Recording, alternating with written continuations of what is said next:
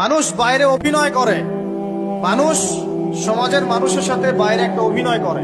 কোন কোন ক্ষেত্রে আমরা নিজেরাই নিজেদের সাথে অভিনয় করি। কথা সাহিত্যিক হুমায়ুন আহমেদের নাম শুনেছিলেন? শুনেছেন? ইন্তেকাল করেছেন। একটা সময় ছিল আমরা স্কুলে পড়তাম, কলেজে পড়তাম, মাঝে মাঝে টুকটাক এ ধরনের কিতাব বইপত্র পড়া হয়েছে।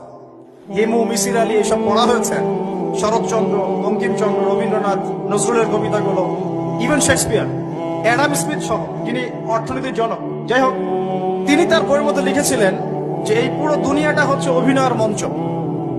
কথা সাহিত্যিক তিনি বলছেন তার মতো করে এই পুরো দুনিয়াটাই অভিনয়ের মঞ্চ, আর আমরা সবাই নিজ নিজ জায়গায় অন্যের সাথে অভিনয় করছি। কোন কোন ক্ষেত্রে আমরা নিজেরা নিজেদের সাথে অভিনয় করছি। তিনি বলছিলেন আমরা সবাই অভিনেতা, আর সবচেয়ে বড় অভিনেতা হচ্ছে পলিটিশিয়ানরা, কারণ তাদেরকে অনেক বড় মঞ্চ অভিনয় করতে হয়। এটা আমার কথা না, হুমায়ুন আহমেদের কথা। পড়ে দেখেন।